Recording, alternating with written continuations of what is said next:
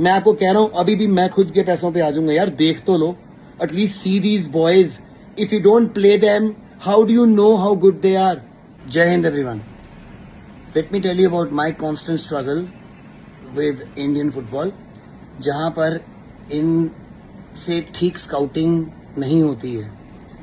जब पहला under 17 world cup हुआ, एंड ये 2016 की बात है, मैंने इनको बोला कि प्लीज आप इतने ट्रायल कर चुके हो और हम 2015 में अंडर 16 अंडर 15 चैंपियंस थे, 2016 में अंडर 16 चैंपियंस हैं, और 2017 में आपका वर्ल्ड कप हो रहा है. तो ऑब्वियसली हमारे लड़कों को एटलीस्ट देख तो लो. आपने तो एक भी नहीं बुलाया, अपेरेंटली आपको लगा तो एक भी अच्छा नहीं है, बट आपकी बाकी टीमों को सारों को हरा दिया. तो कहते नहीं नहीं नहीं हमारी सिलेक्शन हो गई है. अब ये 20 कंट्री का टूर लगा चुके हैं, हमने इन पे 18 करोड़ रुपए खर्च कर दिए हैं. मैंने कहा ठीक है. कहते हैं हमारे पास बजट नहीं है. तो मैंने कहा ठीक है, नो प्रॉब्लम, मैं अपनी खर्चे पे खुद टीम लेके आऊंगा आपके Goa. I will pay for hotels, tickets, everything. और साथ में मैं अपनी अंडर 15 टीम भी लेके आऊंगा जो आपकी इंडिया की अंडर 15 टीम से खेलेगी. तो आपकी अंडर 17 वर्ल्ड कप इंडिया की टीम और मेरी अंडर 17 टीम, और आपकी अंडर 15 टीम और मेरी अंडर 15 टीम. तो उनको लगा ये तो बहुत अच्छी बात है, तो हम बहुत अच्छी तरह इसको सिखाएंगे कि इंडिया टीम से तू ऐसे कर रहा है. इनको ये नहीं समझ आता कि मैं अपनी जान लगा दी है. इंडिया टीम मेरे से अलग नहीं है, मेरी ही इंडिया टीम है, मैं ही इंडियन हूँ यार. और मैं क्यों कर रहा हूँ, मैंने अपने लड़के क्यों कर रहा हूँ कि मैंने जापान में भेजने हैं for playing for the Japanese team. So these boys, मैं कहता हूँ तो वर्ल्ड कप पहुंचेंगे, कैसे पहुंचेंगे. मैं लड़के प्रोड्यूस करता रहता हूँ. We have produced more internationals in the last 10 years, 248 in all age groups, than all other ISL clubs and academies, all I-League clubs and academies, all other clubs and academies all over India put together. सारों को इकट्ठा कर लो, तब भी हमारे इतने international produce नहीं किए हैं. 248. Tata football academy produce 147 in 25 years. That's what their number is. सो ये नहीं कह रहा कि मैं जीनियस हूं, मैं ये कह रहा हूं कि कुछ ना कुछ तो ठीक कर रहे हैं.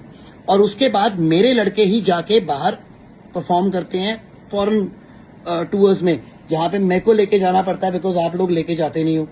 फॉर एग्जाम्पल, जो 2 लड़के आए हैं टॉप 60 गार्डियंस लिस्ट में अभी तक इंडिया के, जिसमें लमीन यमाल आया था सेम लिस्ट में, एंड अगले लिस्ट में Vikas Yumnam and Himanshu Jangra. And Himanshu Jangra was picked up because जब मेरी अंडर 17 टीम गई थी आपके अंडर 17 वर्ल्ड कप टीम के साथ खेलने, जो मेरी टीम बन गई थी बाद में, 1-0 हमने आपको हराया. उसके बाद 2-0 हमारी अंडर 15 टीम ने आपको हराया.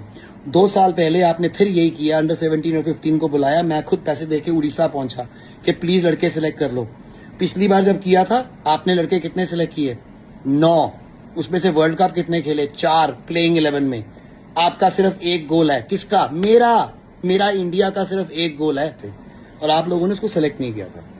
फिर उसी अंडर 15 टीम से आपने हिमांशु जांगरा को हटाया जिसने आपको हराया था वहां पे, और फिर उसी हिमांशु जांगरा ने सैफ में under 20 and under 70 under 15 Saif में MVP निकला, वो most valuable player.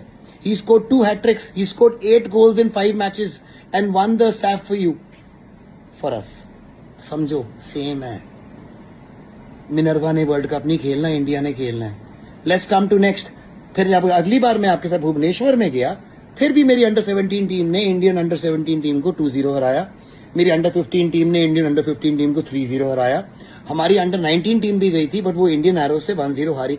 Indian arrows थी because they were the best of the country, and 4 of my boys were playing for Indian Arrows also, but we lost to them. These 2 teams we beat again, and again they selected boys. उसमें से एक लड़का निकाला, जीजी Guari from Assam, who's been with me since he was 14, 13, 6, 7 years now. And what did he do? He won the MVP, most valuable player in SAF under 19, जहां पे उसने पाकिस्तान के अगेंस्ट एंड लास्ट मिनट्स में गोल मार के जिताया. मेरे को समझ नहीं आता और क्या करना पड़ेगा. अब जाके जो वर्ल्ड यूथ चैंपियन है इस एज ग्रुप के, जो अभी जाके 3 टूर्नामेंट जीत के आए हैं यूरोप में, जो कभी तक किसी टीम ने, इंडियन टीम ने नहीं भाई, किसी दुनिया की टीम ने नहीं किया. जो तीनों वर्ल्ड के बिगेस्ट टूर्नामेंट्स हैं 1 महीने में जीतना, और आपने एक लड़के को नहीं सिलेक्ट किया. क्या हुआ है? फिलीपींस वालों ने देखा है, और फिलीपींस वालों ने बोला कि हम पैसे देंगे इनको, हमारे लिए प्लीज खिलाओ. तो मैंने कहा no chance. Obviously they can't be for the Philippines national team because they said we will give them this, let them stay here, we will give them 3 years में स्कॉलरशिप देके उनके पेरेंट्स को भी नौकरी देंगे हम, ये भी बोला है फिलीपींस वालों ने। मैंने कहा नहीं, मैंने अपने देश के लिए खिलाना, तुमने अपने क्लब के लिए खिलाना, नो प्रॉब्लम। वो क्लब के लिए खेलने गए, उनको एक टूर्नामेंट जिता दिया, अपने से बड़े एज ग्रुप के टूर्नामेंट में they came runners up, lost in penalties and they defeated Australia, they defeated Thailand, Indonesia, Malaysia. मैं आपको रिजल्ट्स लाके दे रहा हूं, फिर आपने लड़कों को लिया नहीं है। मैं आपको कह रहा हूं अभी भी मैं खुद के पैसों पे आ जाऊंगा यार, देख तो लो, at least see these boys. If you don't play them, how do you know how good they are? You've never seen them play. Let your scouts see them. I am willing to spend my own money and come to wherever you want and bring these boys to show you. You think, what's the point? मैं क्यों करूं? अगर आप लोगों ने मेरे से personal खुंदक निकालनी है, बिकॉज मैं आप लोगों के टॉप बॉसेस के अगेंस्ट बोलता रहता हूं, वो मैं बोलूंगा, वो मैं बोलते रहूंगा जब तक मैं मरूंगा, वो मैं रुकूंगा नहीं। मगर उसके लिए आप you doing this to our देश, not to these boys, not to me, हमारे देश को कम रहे हो। Maybe our Indian team can actually qualify and for the under 17 World Cup. Why are you doing this every time to ourselves?